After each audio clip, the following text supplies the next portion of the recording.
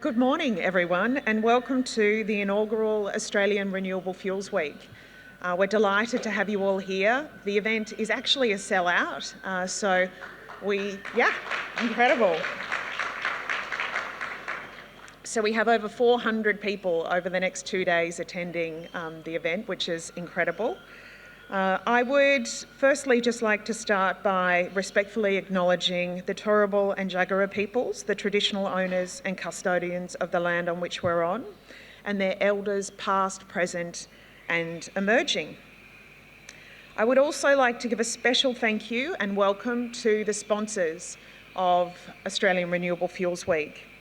The Queensland Government, who have been partners for us with this event over the last few years, BP, EDL Energy, Ampol, the Clean Energy Finance Corporation, Neste, Enerac, AGIG, Jet Zero Australia, the US Grains Council, the Race for 2030, Gemina, ExxonMobil and LMS Energy. So if we can all just give a really big thank you. I would also just like to thank everyone who has travelled. We have representatives from over 14 countries that have come to this event, and a lot of people that have travelled from interstate to join us, so thank you so much. And I would also like to thank all of the members of Bioenergy Australia who enable us to do the work that we're doing and are an incredibly supportive group of members, and we're so lucky to have them. So thank you so much to all of you. To go into the next part of today, I am delighted to introduce Dr. Liam Burns from the Department of Energy and Public Works to introduce a video from the Honourable Brenni, Minister for Energy, Renewables, Hydrogen, and the Minister for Public Works and Procurement. So, welcome.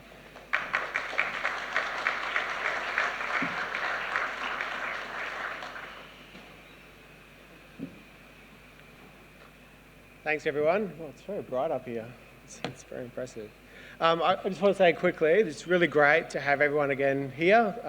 The inaugural conference is really great to have it in Queensland. It's obviously a very important topic, and it's really good to hear it's sold out and have such a great turnout. So, unfortunately, the Minister couldn't make it today, but he has recorded a video which I'll step off the stage shortly and we can hear, and hopefully there'll be a very interesting announcement that he says in that, and we'll talk about that shortly. So, thanks a lot. Thank you for the opportunity to address this inaugural Australian Renewable Fuels Week conference today.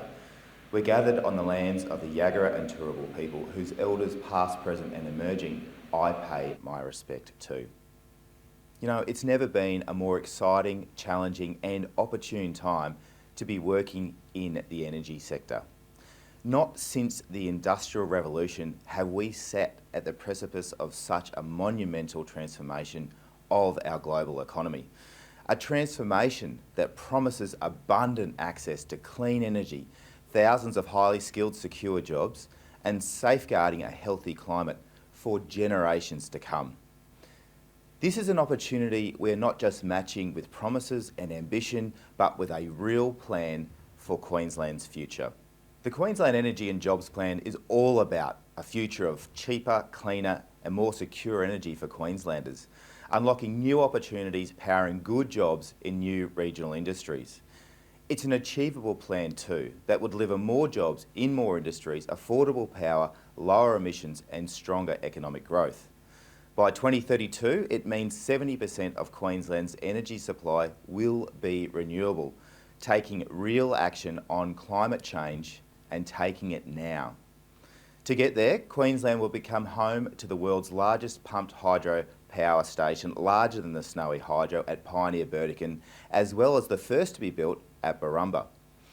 We're also building the Queensland Supergrid, Australia's largest transmission network to transport renewable energy from the regions to power industry and households. And regional Queensland is at the centre of this clean energy industrial revolution, unleashing 100,000 new industrial jobs in hydrogen, renewables, manufacturing and critical minerals.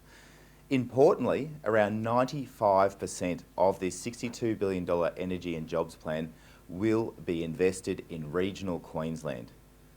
And it keeps Queensland's energy assets in public hands for the future.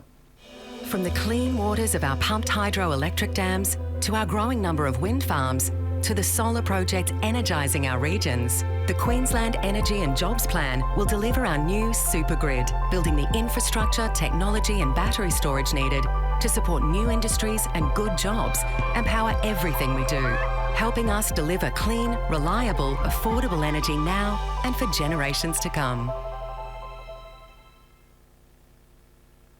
The Albanese government has signalled they're serious too, with a further $2 billion commitment to the Hydrogen Head Start program, ready to support green hydrogen projects like Stanwell Energy's CQH2 Gladstone mega project. Recently, I introduced a hydrogen industry development bill into the Queensland Parliament that will pave the way for our pipeline of projects like CQH2 and the 50 other hydrogen projects right across Queensland. I welcome other developments like the initiative from Skytrans on their hydrogen-powered plane concept.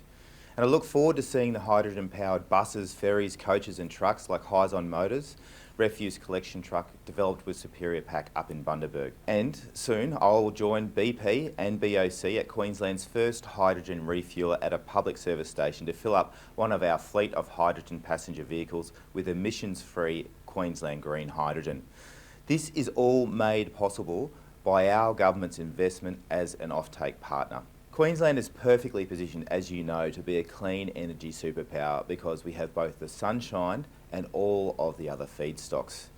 And we now have the support of a federal government with the ambition to match the scale of the opportunity to deliver a sustainable liquid fuels industry to power the sector-wide transition to zero emissions mobility.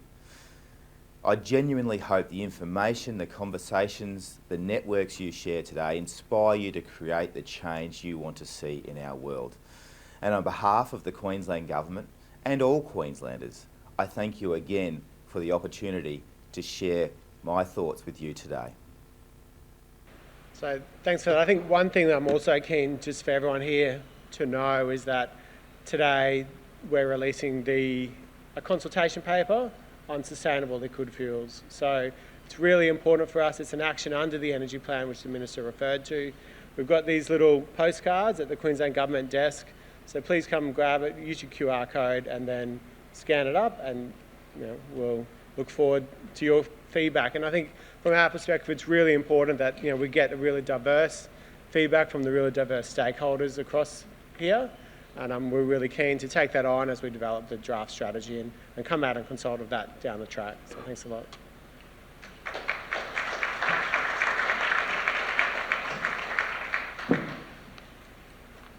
Wonderful, thanks so much, Liam.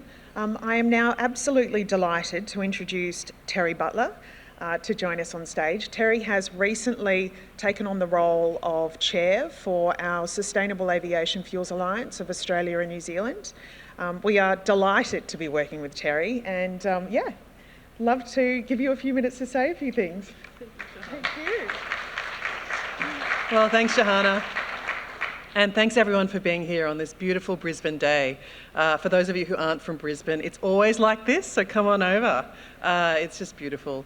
I want to join Shahana in paying my respects to the traditional owners of this land and to elders past and present.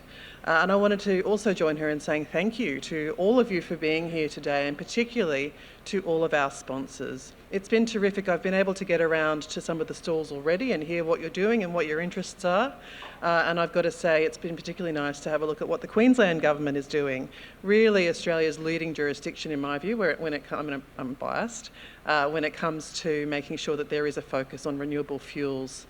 And we're particularly pleased from a SAF perspective.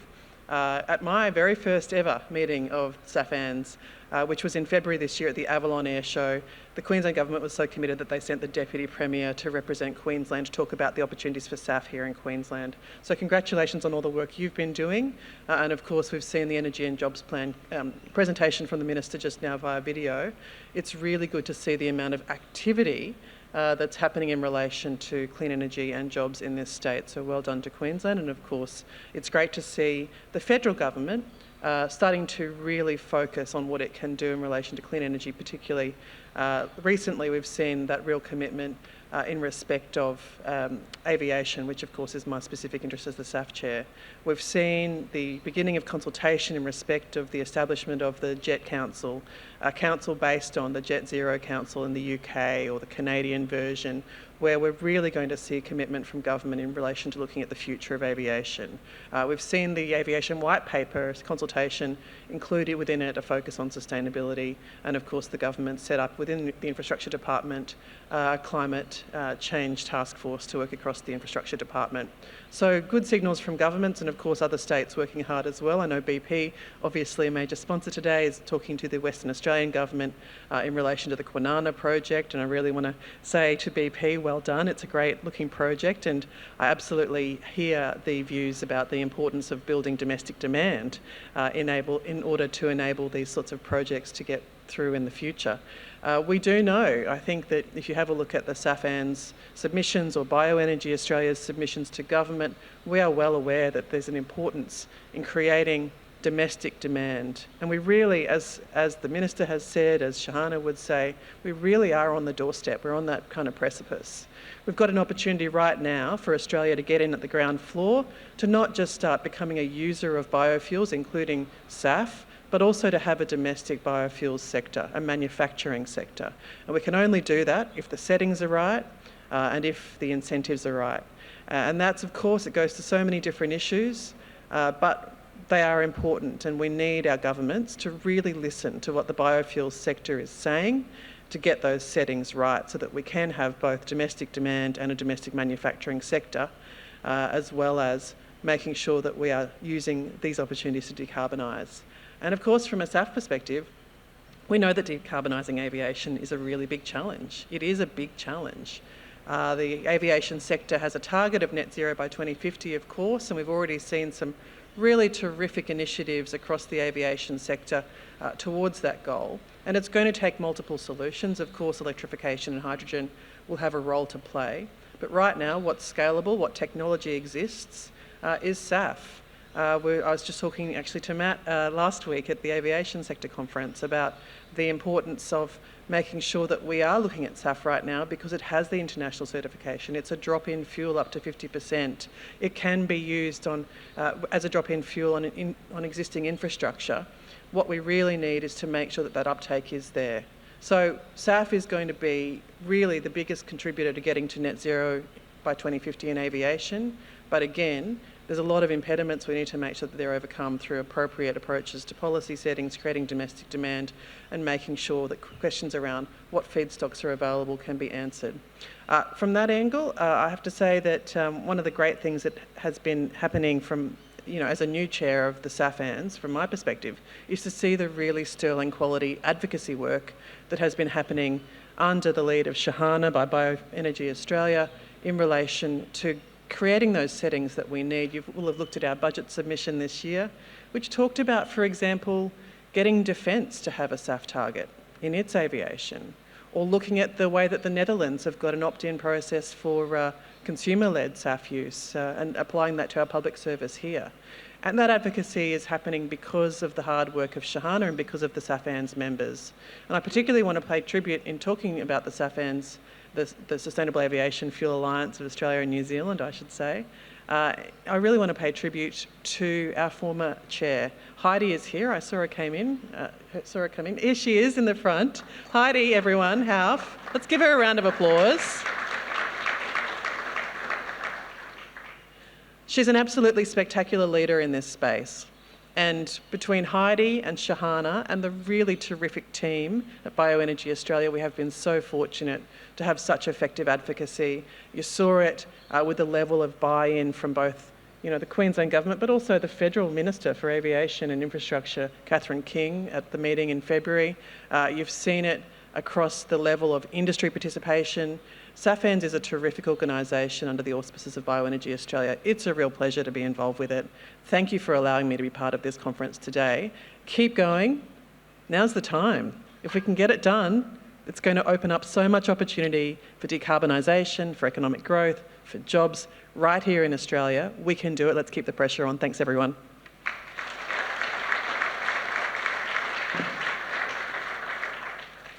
Thank you so much, Terri.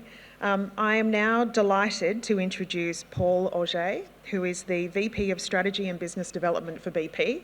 BP are platinum sponsors for the event over the next couple of days, so we are absolutely delighted to have Paul joining us. Thank you.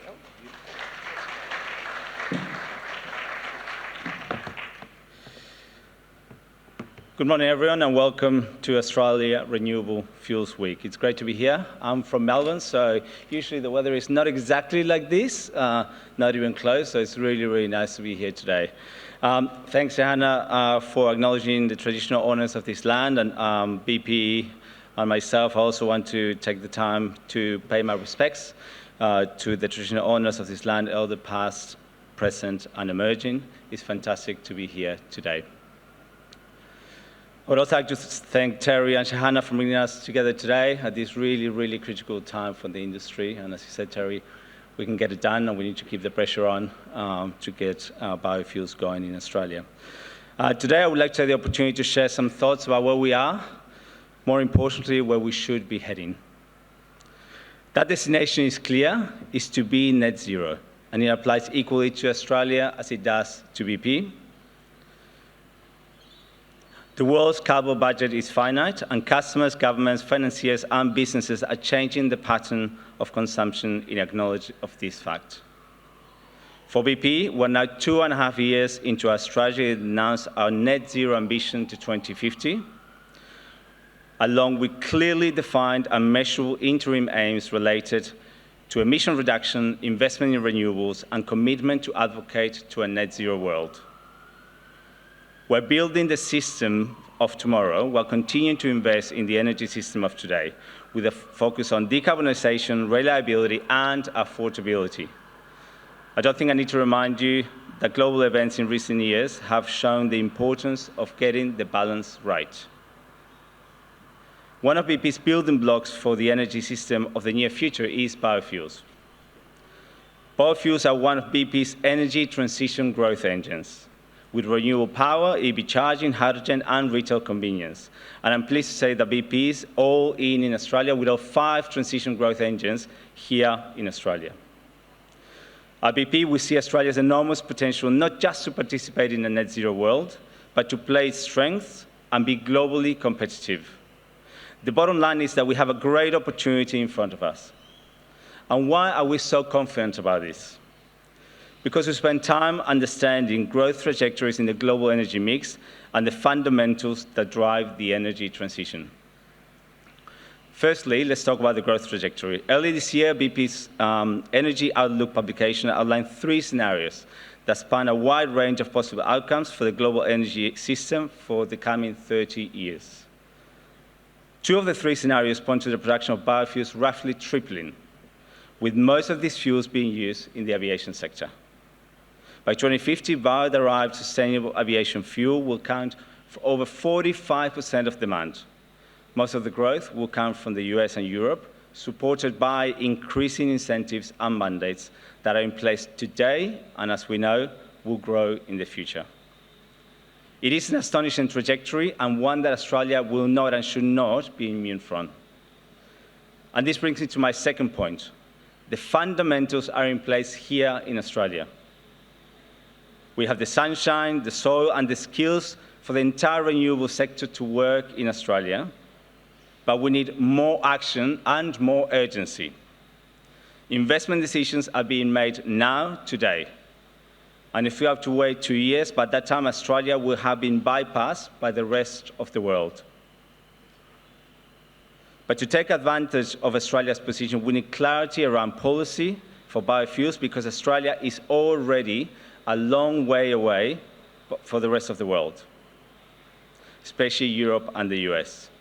We need policies to drive domestic demand, such as biofuel targets, mandates, and low-carbon fuel standards. Standards can support the development of the whole supply chain. It can give feedstock producers, fuel producers and suppliers, and customers, that will be airline, miners, and transport companies, the confidence to invest today. With the right policy settings drawing the investment into Australia, we can drive decarbonisation and position Australia as a key partner in fuel security for the region and for our partners. BP brings global expertise to Australia's biofuels industry, expertise in developing and managing large fuel projects, in shipping and trading, and in partnership with customers to make this happen. Not many companies can say that. BP is backing Australia also. Our Bioenergy hub in Western Australia, Kwinana Refinery Fuels, or KRF, is well into front-end engineering design stage, and a final investment decision is due in the coming months, which we're very optimistic. We see great potential for renewable diesel in mining and other heavy industries. Renewable diesel is available now to help heavy industry on its path for decarbonisation, because we know in sectors like mining, it will be challenging. And in aviation, as Terri mentioned, which is such an important sector for the broader economy, there is not really another option to decarbonise. In the short and medium term, SAF, in our view, is the key and only solution. Drop-in fuels provide time for alternative technologies to be developed, safely tested and rolled out, while helping to meet emission goals now and in the future. KRF, or Kwinana Renewable Fuels, leverage the infrastructure of the former BP refinery that ceased operations in 2021, and we'll cover that later today. Its integration of existing wharfage, tankage, pipelines, and terminal operations, including into the Perth airport, allows KRF to produce decarbonised drop-in fuels into BP existing importation, storage, and distribution of conventional fuels. For us, the rationale for KRF was very simple. SAF to decarbonise aviation, renewable diesel to decarbonise mining and heavy transport, but also the benefits beyond emission reductions KRF will bring to Australia. Jobs created, jobs protected, supply chain opportunities, regional opportunities for agribusiness, and of course, the value that comes from our domestic capability to produce sustainable fuels. But KRF is part of BP's bigger story in the biofuel space. KRF is one of 5 biorefineries around the world, in Australia, the Netherlands, Spain, Germany, and the United States. And KRF would be the first off-taker of a hydrogen project currently undergoing feasibility assessment at Kwinana, and sets the conditions to produce hydrogen to decarbonise Kwinana's industrial precinct. Australia is starting to complement its natural advantages, say sunshine, soil, and skills, with an enabling policy environment, as we have recently seen in the hydrogen space with the Hydrogen Head Start program. Production credits stimulate locally production of hydrogen. And while the safeguard mechanism changes have been made, more targeted measures are required. We want an industry based on stimulating supply and demand. We have been encouraged by the recent conversations and support with the government, and especially with the relationship with the Minister Bowen and his team, and also with the state counterparts in Western Australia. As with any emerging industry, the support of government is crucial for its success. So we need to keep working together to get the policy settings that work for all of us, business, government, and customers, to ensure Australia is in a clear path today to a net zero future. To conclude, BP is much more positive about the future of renewable and green energy in Australia than we have ever been before. The phrase renewable energy superpower gets thrown around a lot, but now we can see it on the horizon in Australia. Thanks very much, everyone, and I hope you enjoy the rest of your day. Thank you.